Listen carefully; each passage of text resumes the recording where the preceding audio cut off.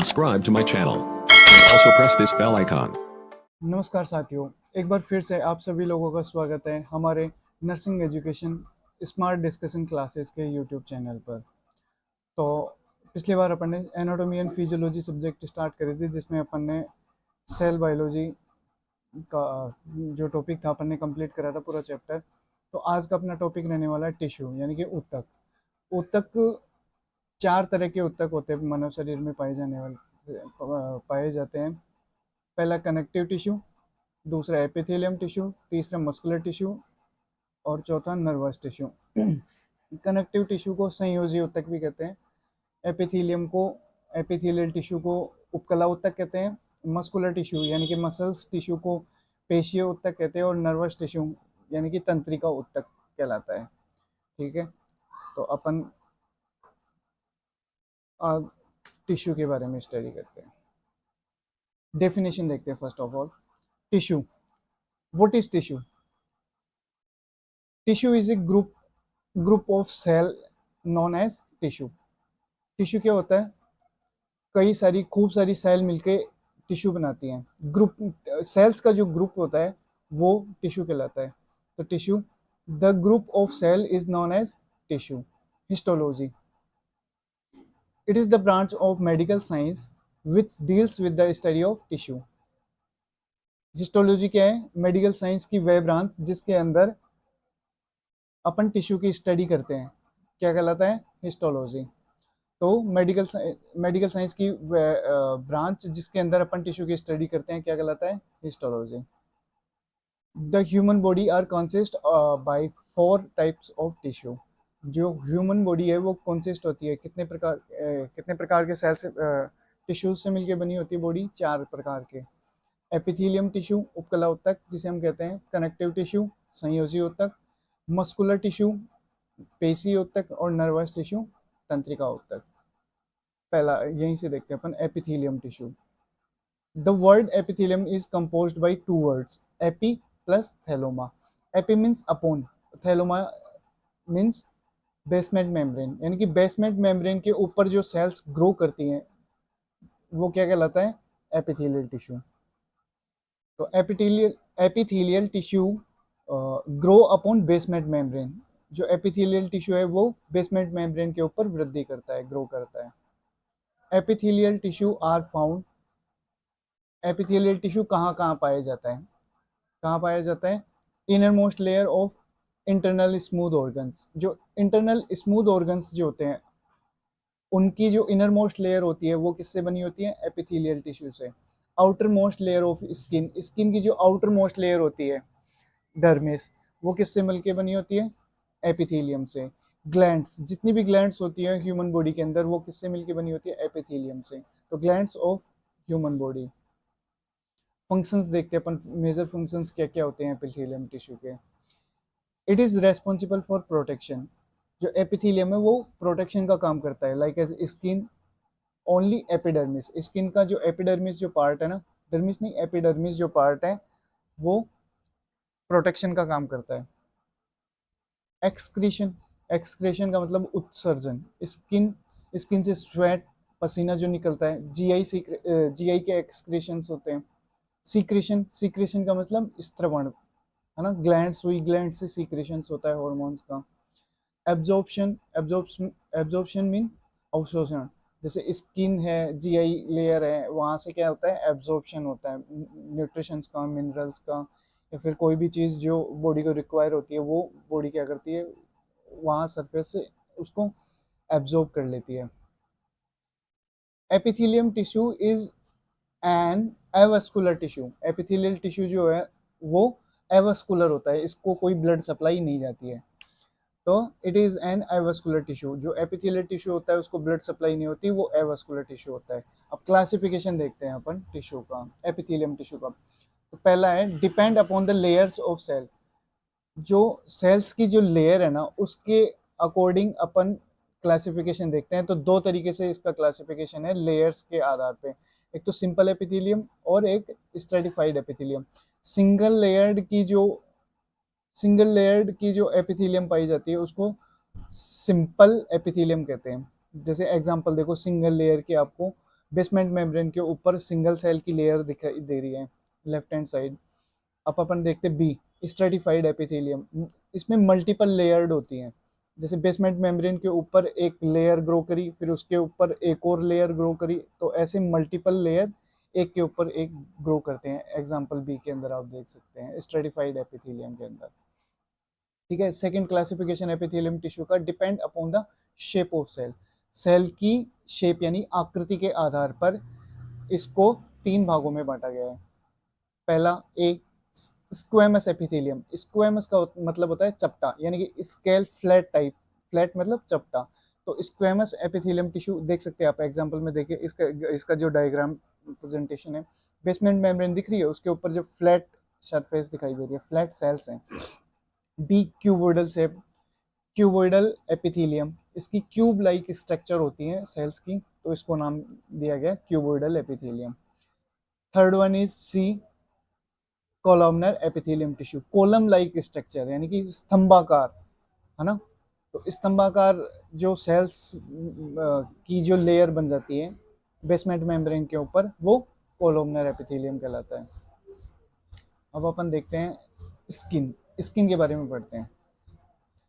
Skin is the largest organ, largest body organ है skin, and primary barrier of human body. Primary barrier का काम कौन करता है? स्किन। तो स्किन क्या है? Skin is the largest organ and primary barrier of human body.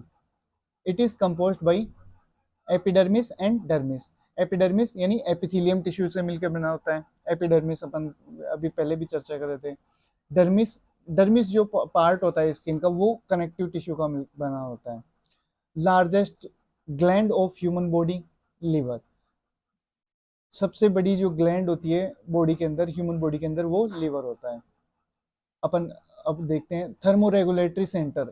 तो थर्मोरेगुलेटरी सेंटर होता है हाइपोथैलेमस।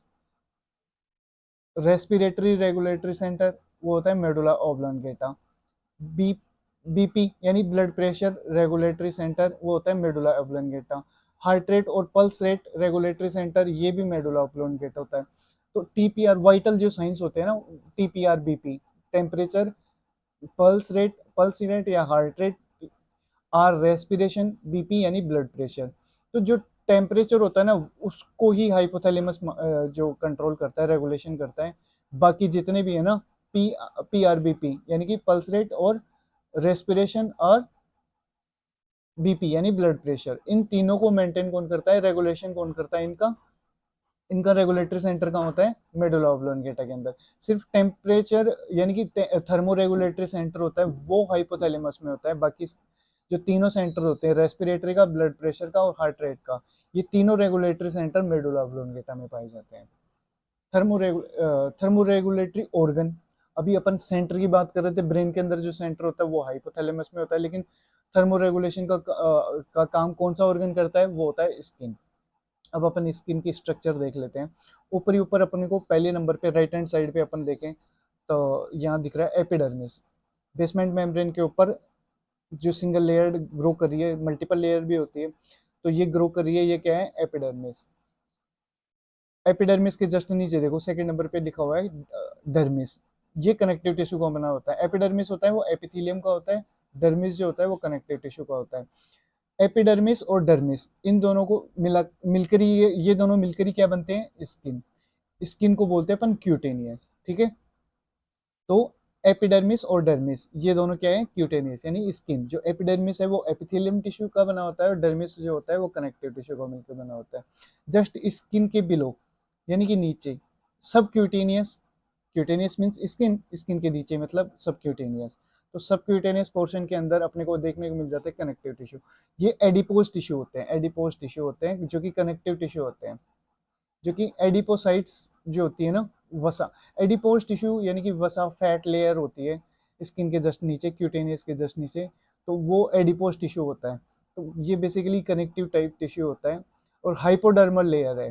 हाइपोडर्मल यानी कि डर्मिस जो लेयर थी, डर्मल है ना कनेक्टिव टिश्यू की, तो उसके जस्ट नीचे पाई जाती है एडिपोज टिश्यू, कनेक्टिव टिश्यू की लेयर, जो जिसको अपन सबक्यूटेनियस लेयर कहते हैं, वो हाइपोडर्मल लेयर है। Fourth one is muscular layer. जो सबसे नीचे नीचे आपको स्पाइरल लाइक स्ट्रक्चर दिखाई दे रही होगी, ये स्पाइरल लाइक स्ट्रक्चर अपन मान लेते हैं, ये मस्कुलर लेयर है, ठीक है। अब अपन जो इंजेक्शंस लगते हैं ना, जैसे आईडी हुआ इंट्राडर्मल, वो 15 डिग्री के एंगल पे लगता है, सबक्यूटेनियस है वो 45 डिग्री एंगल पे लगता है, इंट्रामस्कुलर है वो 90 डिग्री के एंगल पे लगता है। वो कैसे? इंट्राडर्मल, तो डर्मिस जो है एपिडर्मिस के नीचे, एपिडर्मिस मींस, एपी मींस ऊपर, डर्मिस यानी डर्मिस के ऊपर की जो लेयर होती है वो एपिडर्मिस होती है। तो वो तो देखो एपिथेलियम टिश्यू होती है, उसको ब्लड सप्लाई होती नहीं है, उसमें इंजेक्शन लगा के करके लोगे। तो एपिडर्मिस से जस्ट नीचे होती है डर्मिस, वो कनेक्टिव टिश्यू होती है, उसको ब्लड सप्लाई जाती है। तो उस एपिडर्मिस में अपन इंजेक्ट करते हैं कोई भी ड्रग, तो क्या करते हैं अपन, 15 डिग्री के एंगल पे निडल को इंसर्ट करते हैं। Second one is subcutaneous, subcutaneous थोड़ा नीचे जस्ट डर्मिस के यानी कि हाइपोडर्मल लेयर है। तो सबक्यूटेनियस में लगाने के लिए 45 डिग्री के एंगल पे अपन किसी भी ड्रग को इंजेक्ट करते हैं through the syringe needle. Third one is intramuscular injection. Intramuscular drug upon intramuscular जब रूट से देते हैं तो वो 90 डिग्री के एंगल पे बिल्कुल स्ट्रेट खड़ा यूं लगता है 90 डिग्री के एंगल पर, वो इंट्रामस्कुलर ले जाता है ड्रग। Second connective tissue. अब कनेक्टिव टिश्यू यानी कि संयोजी ऊतक, नाम से ही पता चल रहा है जोड़ना, कनेक्टिव मतलब कनेक्शन करना। तो connective tissue which is responsible to provide support and connection to human body, human body को कनेक्शन और सपोर्ट देने का जो काम करता है, जो टिश्यू काम करता है, वो क्या कहलाता है? कनेक्टिव टिश्यू यानी कि संयोजी ऊतक।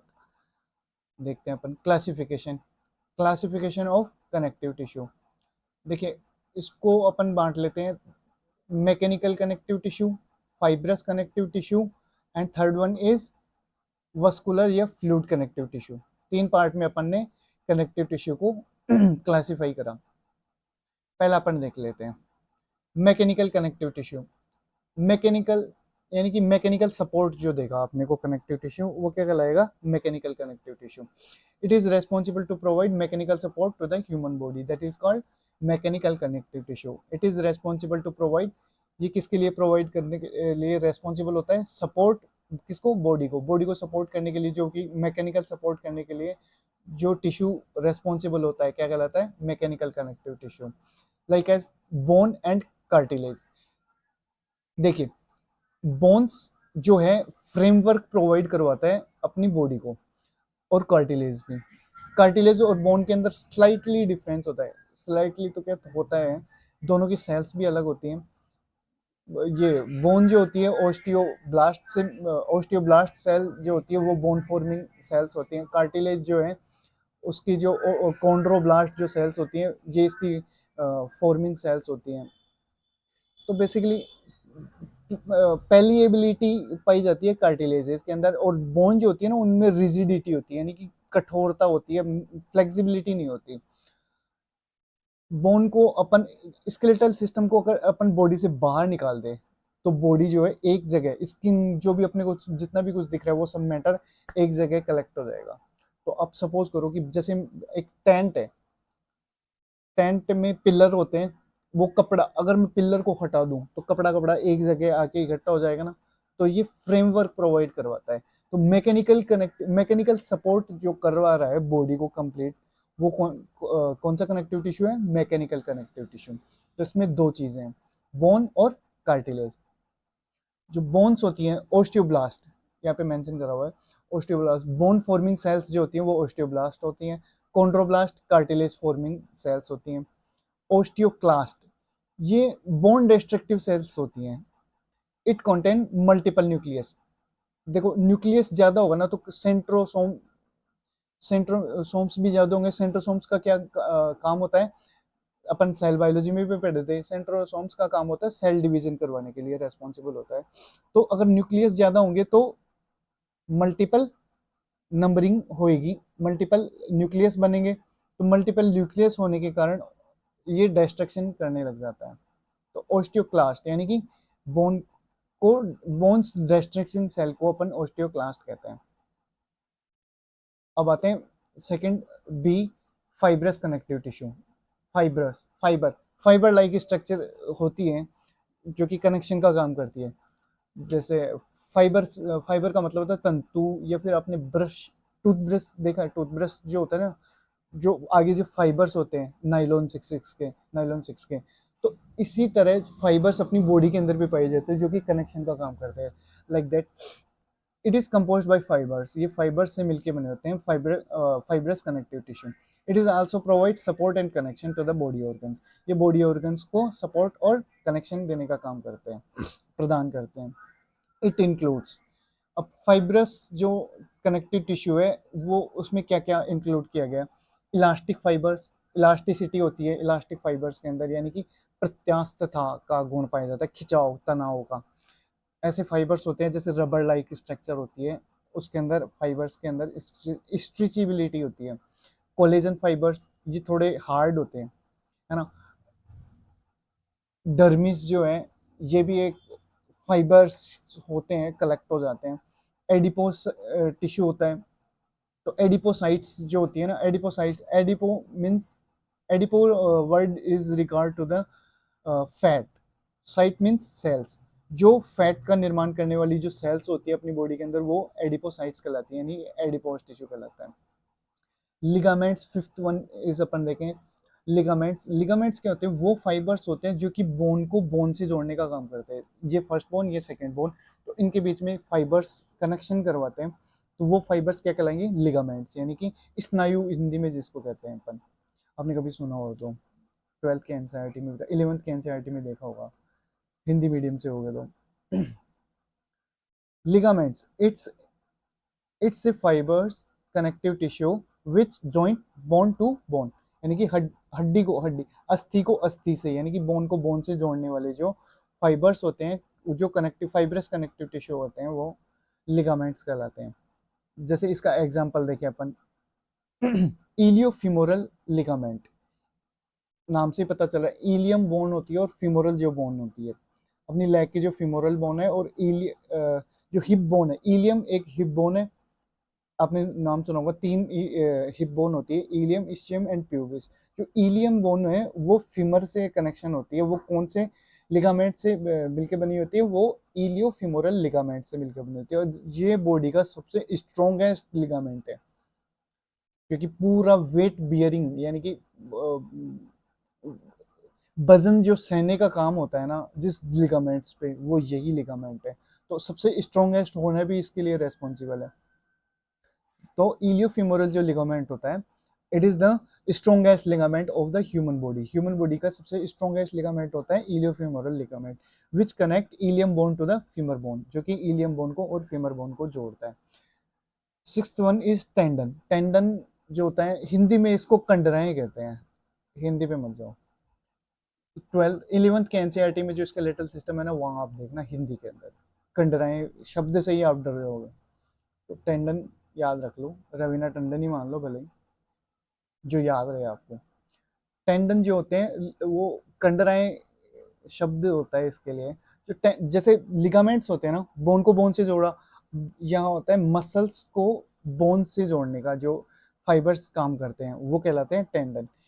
इट इज ए फाइबर, हाँ ये भी फाइबरस कनेक्टिव टिश्यू है, तो फाइबर ये फाइबर लाइक स्ट्रक्चर होती है टेंडन, लेकिन ये मसल्स को और बोन को जोड़ने का काम करती है। It is fibrous connective tissue, tendon जो होता है वो फाइब्रस कनेक्टिव टिश्यू है which connect bone to the muscles, जो कि बोन को मसल से कनेक्ट करने का काम करता है। एक्लिस या एचिल्स टेंडन और हील कॉर्ड, ये क्या है अपन देखते हैं। It is the strongest tendon, body का सबसे strongest tendon of the human body, which connect calf muscles to the heel bone, heel bone है उसको काफ मसल से जोड़ने का काम जो करता है वो होता है हील कोड या एक्लिस टेंडन। कंपटीशन में पूछ लिया जाता है कि लिगामेंट्स कौन सा सबसे बॉडी का स्ट्रॉन्गेस्ट लिगामेंट कौन सा है, इलियोफिमोरल है, स्ट्रॉन्गेस्ट टेंडन कौन सा है वो एक्लिस या फिर हील कोड है। तो ये हील कोड किसको किससे जोड़ता है, हील को काफ मसल से जोड़ता है। काफ मसल्स जो होती है ना वो अपने थाई के जस्ट नीचे वाली जो टीबिया फिबुला जो बोन होती है उसके जस्ट बिहाइंड होती है ना काफ मसल, जिसको second art of the body भी कहा जाता है, यानी कि दूसरा हृदय। हार्ट क्या करता है, पंप करता है बॉडी के, वो तो ग्रेविटी के अकॉर्डिंग बॉडी से नीचे जाएगा, ठीक है, लेकिन पैर से बॉडी को ऊपर वापस रिवर्स करना ब्लड को, वो काम किसका होगा? बिना पंपिंग तो ये होने वाले से रहा, तो ये पंप का काम कौन करेगा? ये काम करता है काफ मसल्स, जो कि पैरों में पाई जाती है, जो टीबिया फिबुला जो बोन है ना, इनके जस्ट बिहाइंड होती है। तो ये सेकंड हार्ट बॉडी इसीलिए कहलाती है क्योंकि ये वापस से पंप करती है ब्लड को, अपवर्ड अपवर्ड इसका फ्लो होता है, ब्लड का फ्लो करवाने के लिए रेस्पॉन्सिबल होती है काफ मसल्स। तो काफ मसल्स को हील बोन से जोड़ने का काम कौन करता है? एक्किल्स टेंडन या हील कॉर्ड। आप नीचे पैर जो टकना है, टकने से जस्ट पीछे आप देखोगे तो एक पैर के पीछे जो हील बोन्स है उसके उसको आप टाइटली करोगे ना, बॉन्ड करोगे, तो आपको एक हार्डनेस सी दिखाई दे जाएगी, वो टेंडन ही है। कौन सा टेंडन है? ये हील कॉर्ड है। उसके बाद अपन आते हैं काफ मसल्स के बारे में नॉलेज है। They are also known as second heart of the human body. ये काफ मसल्स है जो कि second heart of the human body कहलाता है। The fibrous connective tissue are also found in the outermost layer of smooth organs। जो fibrous connective tissue है वो पाया जाता है आउटर मोस्ट लेयर, जो स्मूथ ऑर्गन्स हैं उनके सराउंडिंग पाया जाता है। जितने भी स्मूथ ऑर्गन्स है ना, उनकी जो आउटर मोस्ट लेयर होती है वो फाइब्रस कनेक्टिव टिश्यू की होती है, ताकि उनको मैकेनिकल सपोर्ट मिल सके, ठीक है। जैसे एग्जांपल इसका पेरिकार्डियम, हार्ट जो है, हार्ट के जो बाहर जो लेयर होती है उसको बोलते हैं पेरिकार्डियम, ये भी फाइब्रस कनेक्टिव टिश्यू की मिलकर बनी होती है। Pleura, pleura word refers to the lungs surrounding layer. जो लंग्स के सराउंडिंग जो लेयर होती है ना बाहर, ना आउटर मोस्ट लेयर, उसको बोलते हैं प्लूरा या प्लूरल मेम्ब्रेन। जो ये प्लूरा होती है ये भी फाइब्रस कनेक्टिव टिश्यू की मिलकर बनी होती है। पेरिटोनियम, जीआईटी, गैस्ट्रो इंटेस्टाइनल जो ट्रैक्ट होता है, जीआईटी ट्रैक्ट, जीआई ट्रैक्ट होता है, उसके जो चारों तरफ जो लेयर होती है पाई जाती है वो फाइब्रस कनेक्टिव टिश्यू की मिलकर बनी होती है, जिसको अपन पेरिटोनियम कहते हैं। ट्यूनिका एडवेंसिया, ब्लड वेसल्स जो होती है ना, ब्लड वेसल्स की जो सबसे बाहर वाली लेयर होती है वो फाइब्रस कनेक्टिव टिश्यू की मिलकर बनी होती है, उसको ट्यूनिका एडवेंसिया नाम दिया गया है। पेरीमेट्रियम, पेरीमेट्रियम जो यूट्रस की जो आउटर मोस्ट लेयर होती है वो पेरीमेट्रियम होती है। एंडोमेट्रियम सबसे अंदर वाली, मायोमेट्रियम बीच वाली, यानी मिडल लेयर है ना, inner most layer endometrium, myometrium बीच वाली यानी कि inner middle layer, and outer most layer of the uterus is called perimetrium. Perimetrium is also become from fibrous connective tissue. तो पेरीमेट्रियम जो लेयर होती है यूट्रस की जो आउटर मोस्ट लेयर होती है वो भी फाइब्रस कनेक्टिव टिश्यू की मिलकर बनी होती है। सिरोसा लेयर, सिरोसा जो जीआईटी ट्रैक्ट की जो सिरोसा लेयर होती है ना अंदर वाली, वो भी किससे मिलकर बनी होती है? फाइब्रस कनेक्टिव टिश्यू से। अब थर्ड जो कनेक्टिव टिश्यू है वो वस्कुलर और फ्लूइड कनेक्टिव टिश्यू है।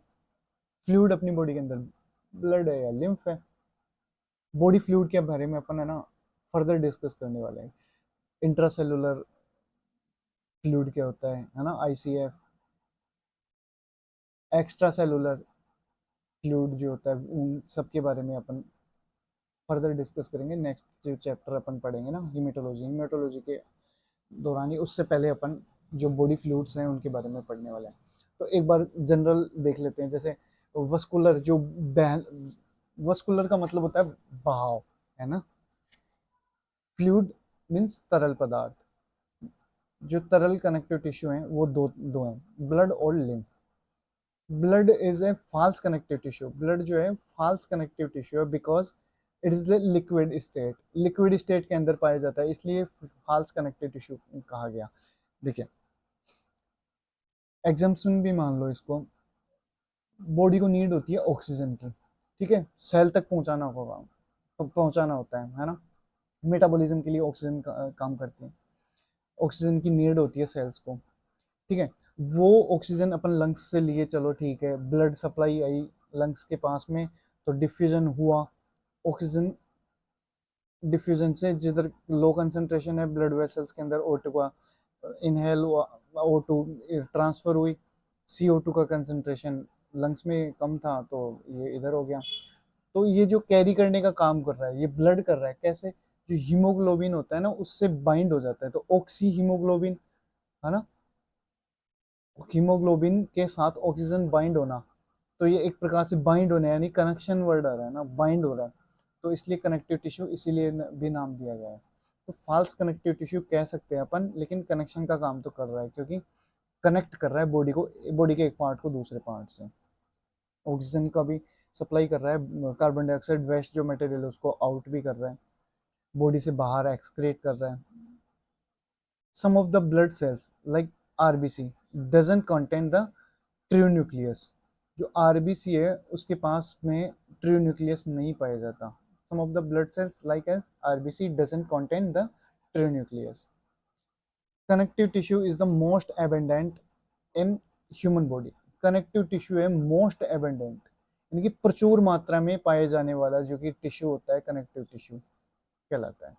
सबसे ज्यादा अगर कोई सा टिश्यू पाया जाता है वो कनेक्टिव टिश्यू है। थर्ड अपन टिश्यू देखने वाले हैं मस्कुलर टिश्यू। मस्कुलर टिश्यू यानी कि पेशीय ऊतक, पेशीय ऊतक यानी कि मसल्स, मसल्स जो होती हैं रबर लाइक स्ट्रक्चर होती है ना, स्ट्रिच हो गया जैसे खिंचा हुआ, ठीक है, छोड़ने पर वापस वैसे की वैसे हो जाती है। तो ये इलास्टिसिटी का जो फीचर अगर गुण जिसके अंदर पाया जाता है वो मसल्स होती है, मसल्स के अंदर इलास्टिसिटी का फीचर होता है। It includes the all muscles, all type of muscles are responsible for movement. Movement के लिए जो जिम्मेदार होती है, जितनी भी सेल्स होती है ना वो मूवमेंट के लिए रेस्पॉन्सिबल होती है। Myocyte, myo word is regards to the muscles, ठीक है, मायो जो शब्द है वो मसल्स यानी पेशी शब्द के लिए काम में लिया जाता है, मायो साइट्स जो है सेल के लिए काम में लिया जाता है। तो मसल्स फॉर्मिंग सेल्स जो होती है वो मायोसाइट्स होती हैं। Myogenesis, myo means muscles, genesis means निर्माण करना यानी फॉर्मेशन करना। तो process of muscular formation, muscles के फॉर्मेशन की जो प्रक्रिया है वो मायोजेनेसिस कहलाती है।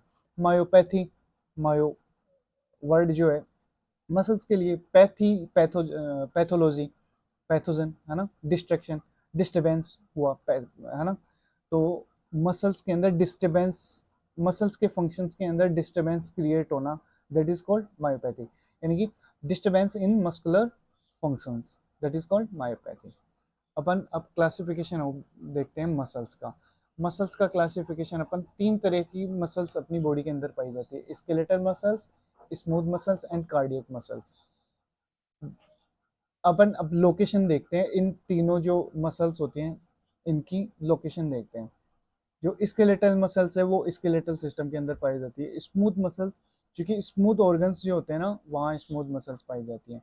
Cardiac muscles, cardiac word refers to the heart, तो हार्ट के अंदर जो मसल्स पाई जाती है उनको कहते हैं कार्डियक मसल्स। जैसे मायोकार्डियम ऑफ द हार्ट, जो मायोकार्डियल लेयर होती है ना हार्ट की वो क्या कहलाती है, कार्डियक मसल्स होती है। लोकेशन है ये इनके। नेचर देख लेते हैं, स्केलेटल मसल्स का जो नेचर है वो वॉलेंट्री टाइप होता है। वॉलेंट्री मीन्स इच्छा, ऐच्छिक है ना, खुद की इच्छा से अपन उसको कंट्रोल में कर सकते हैं। तो स्केलेटल मसल्स यानी कि मैं जो स्केलेटल, स्केलेटल सिस्टम यानी अस्थि जो तंत्र है है ना, उससे जो कनेक्ट होती है मसल्स वो, उनमें ना वॉलेंट्री नेचर पाया जाता है। मैं अपनी इच्छा के अनुसार, आप अपनी इच्छा के अनुसार वॉलेंट्री मसल्स, स्केलेटल मसल्स को मूव करवा सकते हैं। लेकिन जो स्मूथ ऑर्गन्स की जो मसल्स होती हैं, स्मूथ मसल्स जो होती हैं वो इनवॉलेंट्री इन नेचर होती है, आप उनको मूवमेंट खुद की इच्छा के अनुसार नहीं करवा सकते। कार्डियक मसल्स है, कार्डियक मसल्स भी इनवॉलेंट्री इन नेचर होती है, यानी कि अनैच्छिक होती है, उन पे अपना कंट्रोल नहीं होता है। स्ट्रिएशन, स्ट्रिएशन का मतलब होता है रेखाएं, लाइनिंग जो होती है वो होती है स्ट्रिएशन। जो स्केलेटल मसल्स होता है उनमें स्ट्रेट, वो स्ट्रेटेड होती है यानी कि रेखीय होती है ना, सीधी। स्मूथ मसल्स होती है उनमें नॉन स्ट्रिएशन पाया जाता है, नॉन स्ट्रेटेड होती है। कार्डियक मसल्स होती है वो भी स्ट्रेटेड होती है ना। अब अपन देखते हैं सार्कोमियर। सार्कोमियर क्या होती है, ये structure and functional unit of the skeletal muscles, skeletal muscles की क्रियात्मक और संरचनात्मक इकाई जो होती है वो सार्कोमियर्स होती है। Skeletal muscles constitute 30 to 35% of total body weight. Skeletal muscles जो होती है वो connective tissue, skeletal muscles constitute 30 to 35% of total body weight. जो टोटल बॉडी वेट का 30 to 35% जो बॉडी वेट होता है वो स्केलेटल मसल्स के अंदर होता है। स्केलेटल मसल्स की जो काउंटिंग होती है वो 639 होती है, 639। टोटल अगर अपन मसल्स काउंट करें तो वो नॉन काउंटेबल होती है, लेकिन स्केलेटल मसल्स है ना उनका काउंट होता है 639। अगर कंपटीशन में एग्जाम कम्पिटिटिव एग्जाम के अंदर क्वेश्चन आ जाए कि टोटल मसल्स कितनी होती है ह्यूमन बॉडी के अंदर, तो उसका कोई क्राइटेरिया नहीं है, ठीक है, नॉन काउंटेबल आएगा यानी कि इन्फिनिटी। लेकिन अगर पूछ ले कि स्केलेटल मसल्स कितनी होती हैं, वो होती है 639। कार्डियक मसल्स या myocardium never get fatigue because cardiac muscles हैं, आप कह दोगे कि फैटिगनेस होती है, मसल्स के अंदर ही फैटिगनेस होती है क्योंकि एनारोबिक रेस्पिरेशन होगा, एनारोबिक रेस्पिरेशन होगा तो फैटिक क्रिएट होगा, है ना, फैटिगनेस होगा, थकान होगी मसल्स के अंदर। ये पिछले अपन सेल बायोलॉजी के अंदर चैप्टर के अंदर अपन पढ़ चुके हैं, बायोकेमिस्ट्री में और देख लेंगे। एनारोबिक रेस्पिरेशन होगा तो फैटिगनेस होगा, लेकिन ऐसा मायोकार्डियम जो मसल्स हैं उनके अंदर नहीं पाया जाता। कार्डियक मसल्स या myocardium never get fatigue because, क्यों? पहला, it primary receive oxygenated blood from aorta via coronary artery। Coronary heart से ब्लड पंप होके पहला जो कोरोनरी आर्टरीज के द्वारा अओर्टा जो निकलती है, अओर्टा से जो ऑक्सीजनेटेड ब्लड जैसे बाहर आउट होता है, तो सबसे पहली जो ब्लड सप्लाई जाती है ना, तो वो हार्ट खुद को ही ब्लड सप्लाई करता है, जिसके अंदर ऑक्सीजन जो ब्लड होता है वो एबेंडेंट प्रचुर मात्रा में ऑक्सीजन होता है, तो ऑक्सीजन की वैसे ही कमी नहीं आने वाली हार्ट के पास। सेकेंड रीजन क्या है? Heart muscles uses fat as a primary source of energy. Body का जो प्राइमरी सोर्स ऑफ एनर्जी है वो कार्बोहाइड्रेट है, लेकिन ये क्या करता है, बॉडी फैट को कंज्यूम करता है, तो हार्ट मसल्स जो होती हैं वो फैट को यूटिलाइज करती है as a primary source of energy. Third third reason क्या है? Heart muscles contain more number of mitochondria which are responsible for anaerobic respiration. Heart muscles में है ना वो माइटोकॉन्ड्रिया खूब सारे नंबर के अंदर पाए जाते हैं, mitochondria which are responsible for anaerobic respiration, जो एनारोबिक रेस्पिरेशन नहीं होने देगा, ठीक है। Digestive system contain smooth muscles. Digestive system है वो स्मूथ मसल्स पाए जाते हैं डाइजेस्टिव सिस्टम के अंदर। देखिए एक बार लाइन को मैं कंप्लीट कर देता हूँ। Digestive system contain smooth muscles except oral cavity, upper oesophageal sphincter and external anal sphincter. जो डाइजेस्टिव सिस्टम होता है ना उसमें मोस्ट ऑफ स्मूथ मसल्स पाई जाती है, लेकिन कहाँ नहीं पाई जाती? एक्सेप्ट यानी के अलावा, कहाँ नहीं पाई जाती? ओरल जो कैविटी होती है उसमें स्मूथ मसल्स नहीं पाई जाती, है ना। अपर ईजोफेजियल स्फिंक्टर्स, जो ईजोफेजियल जो स्फिंक्टर है उसका जो अपर पोर्शन है, तो ईजोफेजियल स्फिंक्टर का अपर पार्ट है उसके अंदर भी स्मूथ मसल्स नहीं पाई जाती। एंड एक्सटर्नल एनल स्फिंक्टर, जो एनल स्फिंक्टर है उसका जो एक्सटर्नल पोर्शन है उसके अंदर भी स्मूथ मसल्स नहीं पाई जाती। तो मोस्ट ऑफ डाइजेस्टिव सिस्टम के अंदर स्मूथ मसल्स पाई जाती है तीन जगह को छोड़ के, oral cavity, upper oesophageal sphincter and external anal sphincter. Functional encopresis. Functional encopresis क्या होता है? It is defined as involuntary passing out of stool after the age of 5 year. 5 साल के बच्चा बड़ा होने के बाद भी अगर उसको जो फीसेज है यानी कि जो मल त्याग करने की जो पे कंट्रोल नहीं होता, मल त्याग करने पे कंट्रोल नहीं है, वो कभी भी कर देता है, उसको वो खुद की इच्छा पे कंट्रोल, इच्छा शक्ति पे कंट्रोल नहीं है उसका 5 साल से ज़्यादा होने के बाद भी। That is called functional encopresis. It is defined as functional encopresis. Encopresis होता क्या है? इनवॉलेंट्री पासिंग आउट, यानी कि अनैच्छिक रूप से पास आउट करता है क्या? Stool after the 5 year age. 5 साल के बाद भी बच्चा अगर स्टूल पास आउट कर रहा है, उस पे उसका कंट्रोल नहीं है, that is called functional encopresis. Renal system जो है उसमें भी है ना, 2 तरह की मसल्स पाई जाती है। Renal system also contain 2 types of muscles. अब अपन देखते हैं फंक्शनल एन्यूरेसिस। जैसे 5 साल के बच्चे को स्टूल पे कंट्रोल नहीं होता, इनवॉलेंट्री कंट्रोल है, तो ऐसे ही अगर यूरिन पास आउट 5 साल से बाद में अगर उसको कंट्रोल नहीं है अपनी यूरिन पास आउट पे, तो वो कहलाता है functional enuresis. It is defined as involuntary passing out of urine after the age of 5 year. Management, अपन मैनेजमेंट कैसे करें फंक्शनल एन्यूरेसिस का? अलार्म थेरेपी लगाओ। बच्चा जब उठे, उसको है ना टाइम टाइम सेट कर दो। वो जब भी अगर नाइट में अगर यूरिन पास आउट कर रहा है सोने के बाद, तो आप क्या करो, अलार्म थेरेपी लगा लो। सुबह 3 बजे का लगा लिया है ना, उसको बार बार फ्रिक्वेंटली उसको अलार्म थेरेपी लगा के उसको टॉयलेट करवाओ। डेस्मोप्रेसिन टेबलेट होती है, वो इसके लिए यूज़ करी जाती है। इमिप्रामिन, इमिप्रामिन जो है वो भी इसके लिए यूज़ होती है। टॉयलेट ट्रेनिंग देनी पड़ती है, टॉयलेट ट्रेनिंग करवाओ इसके लिए। ये इसका मैनेजमेंट है फंक्शनल एन्यूरेसिस का। अब फोर्थ टिश्यू जो होता है वो आता है नर्वस टिश्यू। नर्वस टिश्यू यानी कि तंत्रिका ऊतक। तो nervous tissue are mainly consist by neurons. Neuron क्या है? It is the structure and functional unit of the nervous system. Nervous system का जो स्ट्रक्चरल यानी संरचनात्मक और क्रियात्मक जो इकाई है नर्वस सिस्टम की, वो क्या कहलाते हैं? Neurons. It is the structural and functional unit of the nervous system. Structure of neuron. Neuron की स्ट्रक्चर देखते हैं। बीच में आपको सेंटर में राउंड दिखाई दे रहा है, दैट इज न्यूक्लियस। न्यूक्लियस के सराउंडिंग होता है सेल बॉडी। सेल बॉडी के आप जो डेंड्राइट्स देख रहे हो, निकली हुई स्ट्रक्चर है ना, थ्रेड लाइक निकली हुई स्ट्रक्चर, वो डेंड्राइट्स है। बीच में सेंटर में क्या है? न्यूक्लियस। न्यूक्लियस के सराउंडिंग जो है सेल बॉडी। सेल बॉडी के डेंड्राइट्स कनेक्ट होते हैं।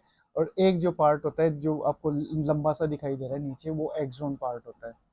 ये न्यूरॉन की स्ट्रक्चर है।